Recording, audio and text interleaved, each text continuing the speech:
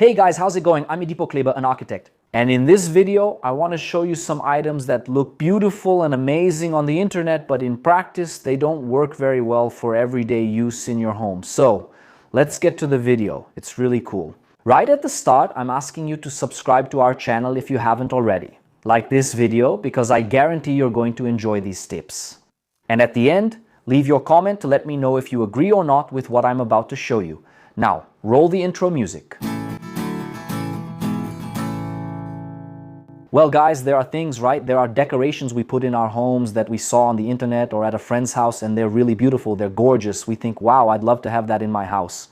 But when we actually put it in our own house and start using it, we realize, wow, what a hassle, what a lot of maintenance. It really made our daily life harder. I thought it would be good, but it ended up getting in the way.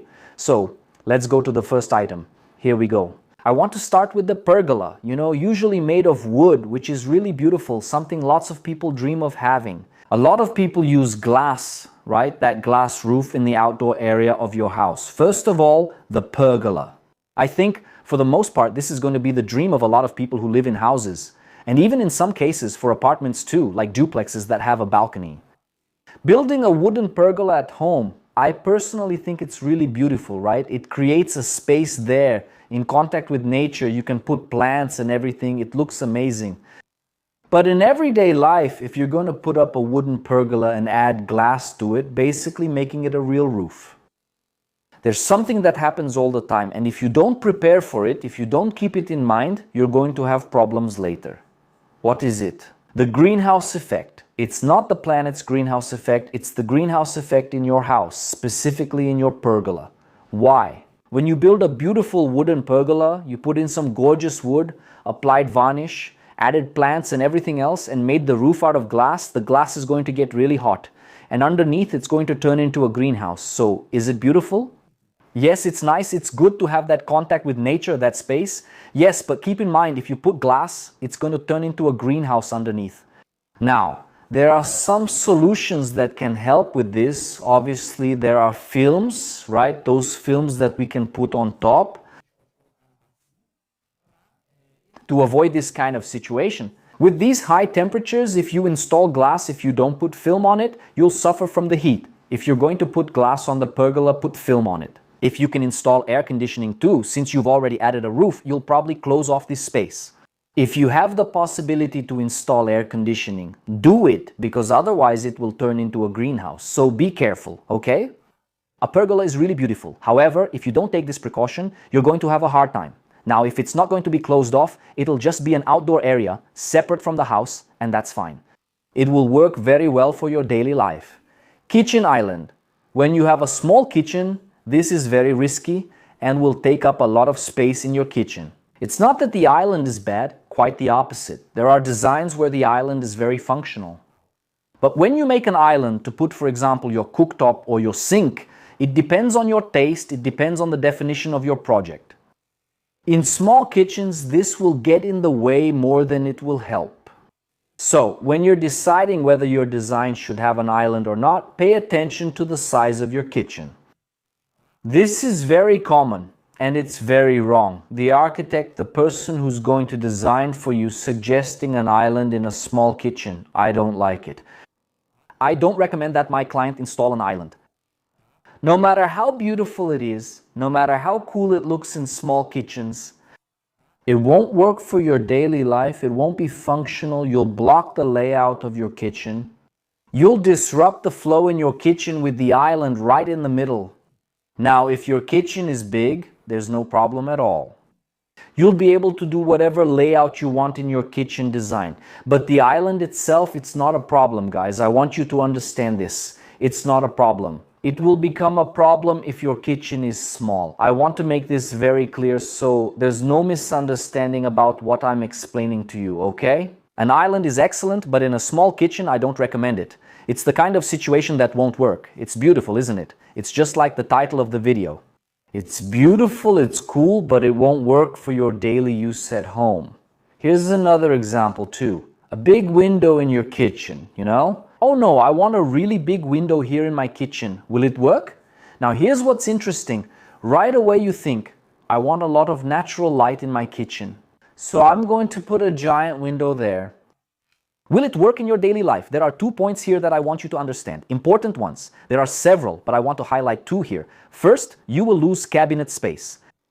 The bigger your window, imagine that your sink wall is 3 meters long and it's just the sink there. There's no cooktop, no fridge, nothing. They're on another wall. It's 3 meters and the big window is 3 meters. Will it look good? Will it be beautiful? You'll get a lot of natural light, but you'll lose cabinet space. First point, you'll lose cabinet space. All right? Write that down because it's very important. Second, is it worth having a big window in your kitchen? Is it worth it to use up an entire wall for a window that runs all the way across it where your sink is? It's very common for us to have a window on the sink wall. That's common. Will it really be worth it? Maybe it would be better to put in a smaller window and use those 2 corners on that wall for cabinets, or to put a water filter, or use that space for other design solutions. So, that's also a very important detail you need to pay attention to when designing. The architect will obviously already know this, but if you're doing it on your own, especially in a house, apartments are different. If you live in a house and think, I want a big window here, be careful. I'm warning you. Later, in your day-to-day use at home, you might regret it. That's why I say this. It looks beautiful on the internet. Wow, I saw a picture of a beautiful kitchen. That's what I want. Then in your day-to-day life at home, oh my God, cleaning that big window is a lot of work. Wow, I could have made it, I don't know, 60 or 80 centimeters smaller to get more space here for my overhead cabinet.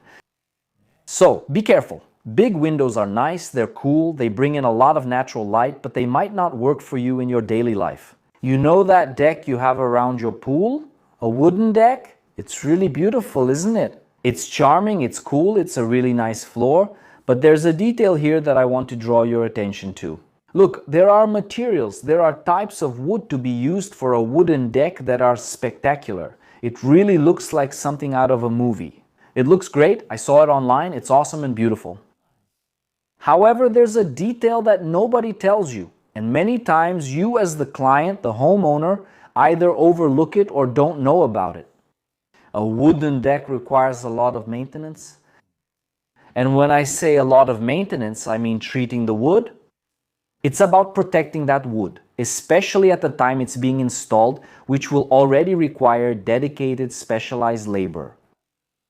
And as time goes by, your deck will need maintenance.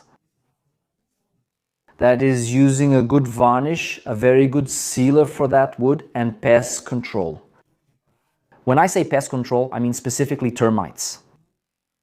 If it's not treated right from the start, you can have this little problem too. And there always needs to be maintenance. Why? Because the wood will be exposed to the sun, rain, your pool water, and so on.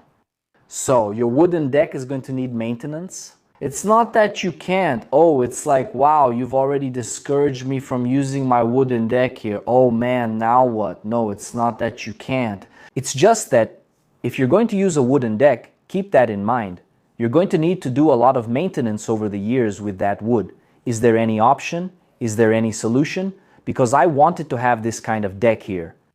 There's a material called WPC. It's a type of plastic that's very strong, even thick, that can replace wood in this case. Usually this material is very durable. It lasts more than 20 years and has a good look that perfectly imitates wood. No, I want wood for my deck here. I don't want another type of material. I don't want porcelain tile, I don't want stone, I want wood. So, WPC is an option. Yeah, like I don't know what kind of material that is. It's a type of plastic. I'll do the following, I'll make it easier for you. I'll leave the link to this material in the description of this video, okay? Where you can buy it in case you're interested. And so you can get to know this type of material better, which is WPC. Alright? It's also used for ceilings and panels, okay? There are 2 types of WPC. It's good for you to understand this too, since I brought up the subject.